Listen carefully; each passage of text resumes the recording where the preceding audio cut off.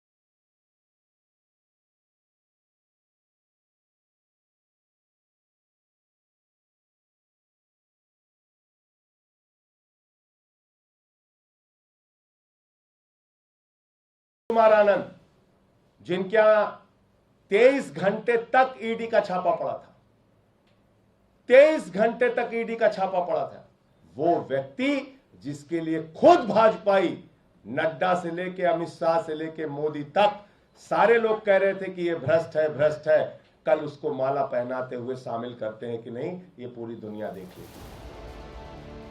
आम आदमी पार्टी बगावत और साजिशों के ऐसे चक्रव्यूह में फंसी है कि उसे ये तक पता नहीं चल पा रहा है कि उनका कौन नेता कब पाला बदल लेगा।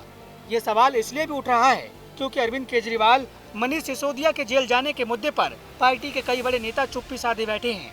फिलहाल तो पार्टी एकजुटता दिखाने की पूरी कोशिश कर रही है, लेकिन राज्यसभा सांसदों में संजय सिंह, संदीप पाठक और एनडी गुप्ता तो विरोध प्रदर्शनों में दिखते हैं। बाकी 7 सांसद कहाँ हैं? राघव चड्ढा आंख की सर्जरी के लिए पिछले महीने लंदन गए और उन्हें मार्च के आखिर तक लौटना था, लेकिन वो अभी तक नहीं आए। स्वाति मालीवाल हाल ही में राज्यसभा सांसद बनी और इस समय वो अमेरिका में हैं, जहां उनकी बहन बीमार है। हरभजन सिंह ने केजरीवाल की गिरफ्तारी पर चुप्पी साध रखी है। इसके अलावा पंजाब की लवली प्रोफेशनल यूनिवर्सिटी के संस्थापक अशोक कुमार मित्तल भी कहीं नजर नहीं आते। पंजाब से ही सांसद राजीव अरोड़ा केजरीवाल की गिरफ्तारी के बाद सुनीता केजरीवाल से मिले, लेकिन रामलीला मैदान की इंडिया ब्लॉक की रैली से गायब रहे। पंजाब से ही सांसद बलबीर सिंह सीचेवाल भी प्रदर्शन में शामिल नहीं हुए। वहीं सांसद विक्रमजीत साहनी ने भी केजरीवाल की गिरफ्तारी पर अपना मुंह नहीं खोला। इस मुश्किल घड़ी में राघव चड्ढा का दिल्ली में नहीं होना या भारत में नहीं होना कार्यकर्ताओं और नेताओं के बीच तो संशय सवाल खड़ा कर ही रहा है। इसके साथ साथ बीजेपी भी इस मसले को लेकर आम आदमी पार्टी पर निशाना साध रही है। अमित मालवीय से लेकर सुनील जाखड़ जैसे नेताओं ने सवाल खड़े किए हैं। कुल मिलाकर ऐसे दौर में जब आम आदमी पार्टी बहुत ही मुश्किल दौर से गुजर रही है, पार्टी के मुखिया जेल में हैं, ऐसे में कुछ राज्यसभा सांसदों का विरोध प्रदर्शनों में नहीं आने से सवाल खड़ा होना लाजमी है। आज तक ब्यूरो। पंजाब में एक तरफ जहां सारी पार्टियां टिकट को लेकर मंथन कर रही हैं, तो वहीं भारतीय जनता पार्टी अपने संगठन का विस्तार करने में जुटी है। सीनियर अकाली नेता सिकंदर सिंह मलूका और पंजाब में आईएएस पद से इस्तीफा देने वाली उनकी बहू और बेटे ने आज दिल्ली में बीजेपी का दामन थाम लिया है। माना जा रहा है कि बीजेपी अकाली नेता की बहू को बठिंडा से हरसिमरत कौर बादल के खिलाफ चुनाव में टिकट दे सकती है।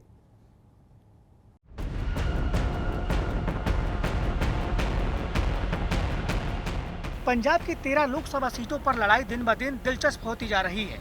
एक तरफ आम आदमी पार्टी चुनावी मौसम में शराब घोटाले के चक्रव्यूह में फंसी है, तो वहीं दूसरी तरफ कांग्रेस टिकटों को लेकर असमंजस की स्थिति में है।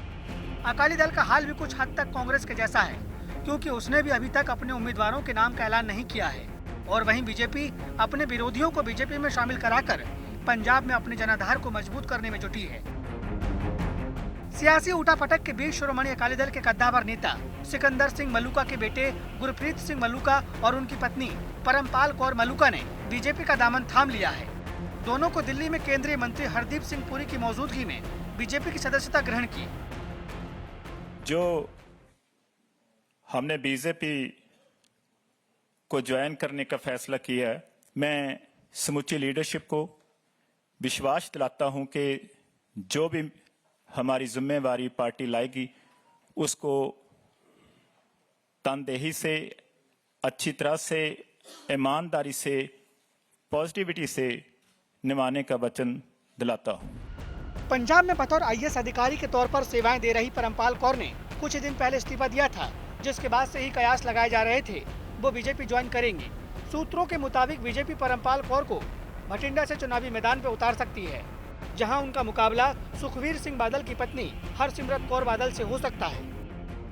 पिछले 10 सालों से जो भारत ने विकास किया है, बीजेपी के अंडर जो विकास हुआ है, जो अंतर्राष्ट्रीय स्तर पर हमारे देश का सम्मान बढ़ा है, जो इंफ्रास्ट्रक्चरल डेवलपमेंट हुई है, जो डिजिटाइजेशन हुई है और जो भी महिलाओं के लिए, समाज सुधार के लिए और जो आने वाला प्रोग्राम है बीजेपी का अगले सालों में, अगले 2047 तक जो भारत को एक विकसित देश के रूप में देखने का जो संकल्प है बीजेपी का, उन सब से प्रभावित होकर मैं ये पार्टी ज्वाइन कर रही हूं ताकि उसमें मैं भी अपना कुछ ना कुछ योगदान डाल सकूं।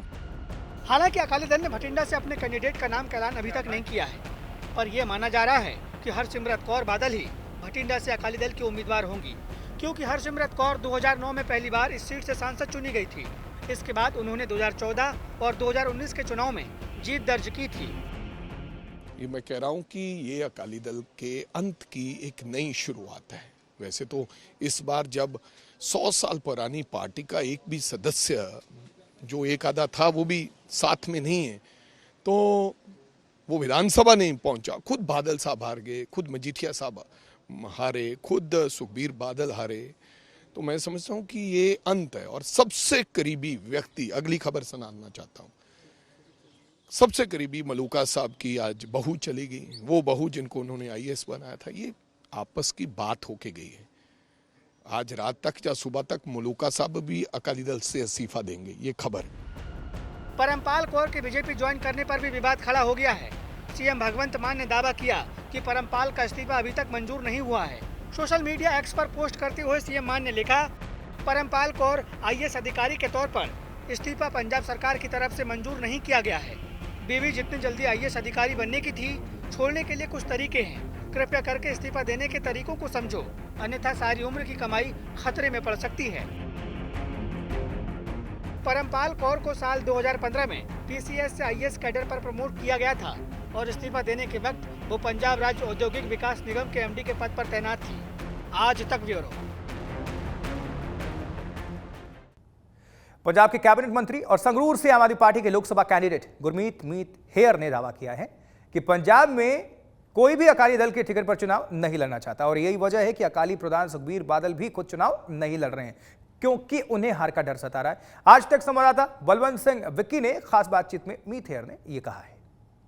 हमारे साथ मीत हेयर है। मीत हेयर जी, कैसे देखते हो, आपने चुनाव प्रचार शुरू कर दिया है, जहां पर आकर लोगों से मिल रहे हो, कैसे रुझान मिल रहा है, लोगों का समर्थन मिल रहा है? देखिए, बहुत अच्छा अभी माहौल चल रहा है संगरूर पार्लियामेंट में भी और पूरे पंजाब में भी। आप कहीं पर भी सर्वे करो, किसी भी गांव में जाओ, एक ही आवाज़ है कि जितना काम आम आदमी पार्टी ने पहले 2 साल में किया है, किसी सरकार ने पहले, चाहे कांग्रेस हो, अकाली दल हो, किसी सरकार ने पहले 2 साल में इतना काम नहीं किया। चाहे वो बिजली की बात हो, 600 यूनिट आज पंजाब के हर व्यक्ति को मुफ्त मिल रही है और इसमें मुझे लगता है कि कम से कम 90% पंजाब के लोगों का घर का जो बिजली का बिल है वो ज़ीरो आ रहा है। और दूसरा, जो नहरी पानी है वो पंजाब के हर गांव में पहुंचा है। कुछ गांव तो ऐसे हैं जिनमें 40-40 साल बाद पहली बार पानी पहुंचा है। और ऐसे ही और बड़े काम हैं, मोहल्ला क्लिनिक्स हैं, स्कूल हैं, जिनकी कैसे देखते हो? संगरूर को आम आदमी पार्टी अपनी राजधानी मान रही है, फिलहाल जहां से खुद आप भी मंत्री हो, अमन अरोड़ा मंत्री हैं, भगवंत सिंह मान खुद मुख्यमंत्री हैं, दूरी से वो विधायक हैं, और हरपाल सिंह चीमा है जहां पर आज आप आए हो, तो ऐसे में इस सीट को कैसे देखते हो? क्योंकि 2022 में जब उपचुनाव हुए थे उस समय आम आदमी पार्टी हार गई थी। बड़ी इम्पॉर्टेंट सीट है आम आदमी पार्टी के लिए, क्योंकि ये वही सीट है जहाँ से आम आदमी पार्टी की शुरुआत हुई और माननीय मुख्यमंत्री भगवंत मान जी यहाँ से 2 बार सांसद बने। और मैं धन्यवाद करना चाहता हूँ भगवंत मान जी का भी और अरविंद केजरीवाल जी का भी, जिन्होंने मुझ पर विश्वास किया और संगरूर सीट की जिम्मेवारी मुझे दी। और मुझे पूरा विश्वास है कि आम आदमी पार्टी के डेवलपमेंट के काम देखते हुए संगरूर के लोग भी और पूरे पंजाब के लोग आम आदमी पार्टी का साथ देंगे और 13 की 13 सीट मैं बड़े विश्वास से कह रहा हूं कि आम आदमी पार्टी जीतेगी। और आप भी पत्रकार हैं, आप संगरूर की स्थिति जो आज के टाइम की इसको जानते हैं कि आज अकाली दल की कोई टिकट लेने के लिए तैयार नहीं। आज कांग्रेस ढींढसा को वापस ले आई हैं अकाली दल में, तो चर्चाएं चल रही हैं कि उनका नाम आगे आ सकता है, तो फिर कैसे देखते हो? क्योंकि वापस तो आगे इलेक्शन लड़ेंगे या नहीं ये तो नहीं उन्होंने कहीं अनाउंस किया। जिस पार्टी का प्रधान सिटिंग एमपी हो सुखबीर सिंह बादल, जब वो खुद इलेक्शन लड़ने के लिए तैयार नहीं तो परमिंदर ढींढसा क्या लड़ेंगे? हाँ ठीक है, मजबूरी बस कोई ना कोई तो इलेक्शन लड़ेगा, चाहे परमिंदर लड़े चाहे कोई और। लेकिन जब सुखबीर सिंह बादल इलेक्शन नहीं लड़ रहे, उनको भी पता है कि ग्राउंड पे स्थिति क्या है। आज अकाली दल 13 की 13 सीट हार नहीं रहा, सारी सीट पर जमानत जब्त हो रही है। ऐसे ही कांग्रेस के हालात है संगरूर में। सिमरजीत सिंह मान को कहते, क्योंकि वो सिटिंग एमपी हैं जहां से, वो मैदान में अब सिर्फ 2 लोग ही हो, आप और सिमरजीत सिंह मान, जो अभी प्रचार के लिए गांव-गांव जा रहे हो, लेकिन बाकी पार्टियों ने अभी अपने उम्मीदवार नहीं तारे, तो सिमरजीत सिंह मान को कैसे देखते? मैंने क्या देखना है, संगरूर के लोग देख रहे हैं कि उन्होंने पिछले 2 साल से उनकी क्या कार्यशैली रही है, क्या उन्होंने काम किया है और हमने क्या काम किया है। और संगरूर के लोग फैसला करेंगे आने वाले दिनों में। मेरे कहने से कुछ नहीं होता, 1 जून को लोग फैसला करेंगे और 4 जून को रिजल्ट आएगा, दूरी में मिलेंगे, 100% जीतेंगे।